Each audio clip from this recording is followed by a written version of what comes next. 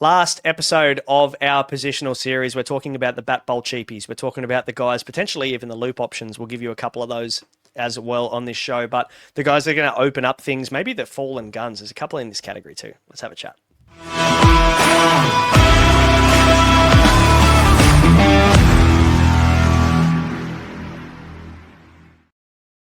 Power surge time, short, sharp, cheapies. There are 5 on the list, 6 on the list, I should say. We've got 2 loophole options for you and 4 guys in this category that will open up things for the rest of your squad and potentially, or hopefully, make you a ton of cash. Horse, is it easy? It's low-hanging fruit, isn't it, these first 2? Like, Michael Nessa, if he is available, is a slam dunk pick with a round 2 double. Mm-hmm. Especially for someone who loves bowling at the Gabotoir as much as he does. A round 2 game there. Early on, it is away from home. I believe it's at Geelong. You might have to fact check me on that one because the app isn't working for me at the moment. But Michael Nessa, someone that's been valued at over 180K in the past as well, opens up, can bowl death. He opened the batting at one stage last year as well, so pretty handy with the stick. It's just, for me, it's a no-brainer. Like, I know they don't have a double round 1. They've got one in round 2. Just hold him for round 2. He could even honestly be fieldable in round 1.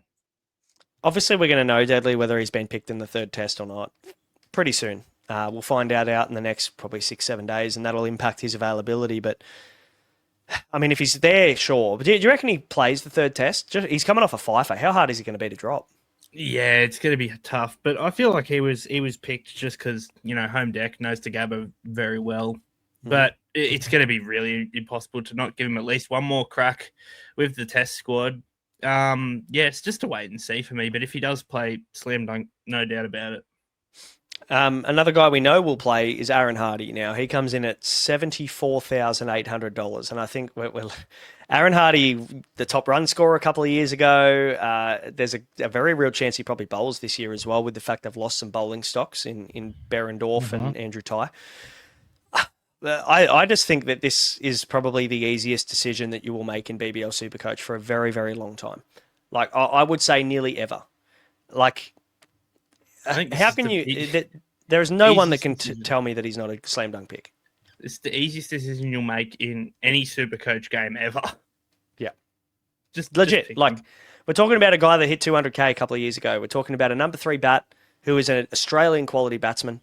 We're talking about a guy who can also bowl 130s. He's been known to open the bowling himself as well. Ashton Turner has obviously got a lot of faith in Aaron Hardy with the ball in his hand as much as the bat. And they've got a couple of young guys. Marley Beardman is going to be great, but also there's going to be some teething issues there for him potentially. So absolutely. Going back to a reliable guy like Aaron Hardy, who can open the bowling, he can open the batting, good fielder, 74K.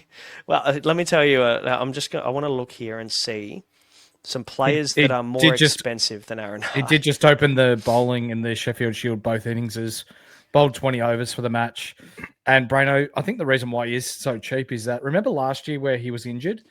And I'm not sure whether Perth rushed him back or not, but he just wasn't himself. Like, you could tell that he wasn't seeing the ball well. He wasn't really middling the ball and was really struggling to make runs, and they weren't bowling him. This is a guy that's now back in form. He's been making runs at Shield level, making runs at one-day level, bowling a lot in Shield as well. 74K. It's as cheap as chips. He bowled 2 overs all of last BBL. I reckon he bowls 2 overs within the first 6 in the first game. Yeah. Yeah, I agree. Callum Stowe, a player that is more expensive than Aaron Hardy. Let me continue to go through this list. Laurie Evans, Billy Stanlake is more expensive than Aaron Hardy. Bill. Yep. Mudguts, more expensive. Oh, yeah. Hey, shout out Mudguts. Caleb Jewell, more expensive than Aaron Hardy. That if I'll just stop there. Get him in your team. Just get him in your team. Now let's talk about 2 cheaper guys. Hugh Weebgan, Deadly. I know you're a fan of Hugh Weebgan. Obviously, his heroics for the Sydney Thunder last year. Surely everyone would at least know who he is or know the name off the back of that knock, because it was a pretty special knock for a bloke who technically wasn't even in the squad 24 hours beforehand. Yeah, technically wasn't even meant to play really until those blokes got knocked out. And but yeah, he's got a lot of talent. This kid, genuine all rounder chance when he fully gets going in the BBL.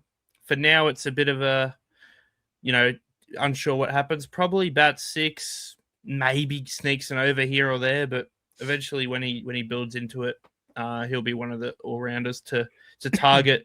And it'll only get better if Michael Nessa does miss, because it means they're sort of forced into selecting a natural bat, which would give Wiebgen the opportunity to get more overs naturally.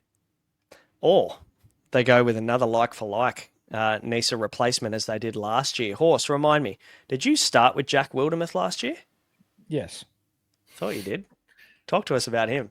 I'm intrigued with him at that price. It wasn't 100%. good. I like him. I really do. I rate him as a cricketer. He just didn't get a game last year. And if Nessa's still in the test squad, yeah, tickle me pink and colour me interested, because this guy is someone that can bat at the latter end of an innings. He's got a pretty good outswinger. Bowls at a decent pace, between 130, 135s. Bowls well at the Gabba too, as all good fast bowlers do. Bargain price, round 2 double. Might be some cash to be made there.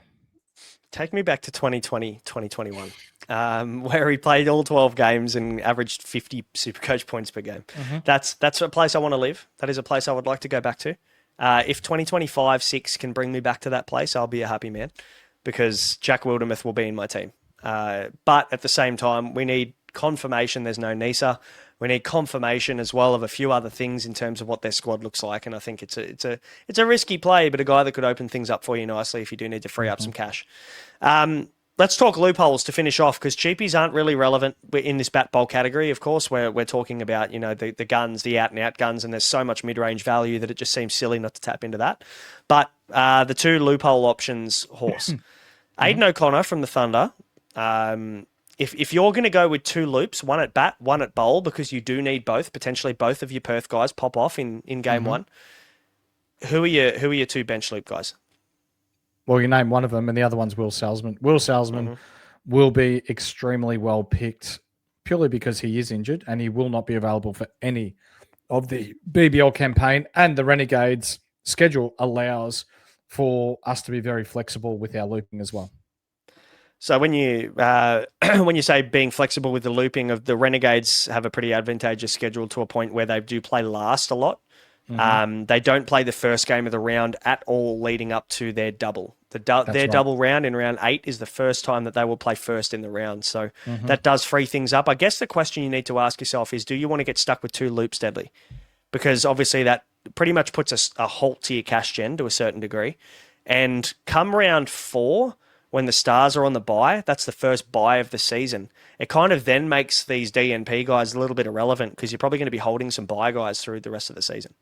Yeah, 100%. I wouldn't advise going for the 2 bat bowl DMPs. Just pick the one. If a wicketkeeper one pops up, then I'm more intrigued for a second DMP. But 2 bat bowls is just asking for trouble in my mind. And yeah, once those buys come around, as you say, they'll go on through the rest of the year, and you'll have a guy that's a guaranteed loop every single week from round 4 onwards. So Will Salzman for the first 3 rounds at least is the guy I'd go for as well. Yeah. Will Salzman's a pretty much a lock for the first 3 rounds. He'll be the most useful player when it comes to DNP as opening up that loophole, that bench emergency option for you. But from then on in, you probably won't need him. For the most part, you'll have those buy players. I'm sure you'll have star players in round 4 and onwards there. To be able to facilitate that DNP when you need it. Hopefully we will need it with the VC loopholes coming our way.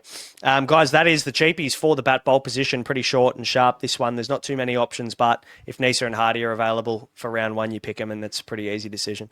Or the easiest SuperCoach decision you will ever make, as per Deadly.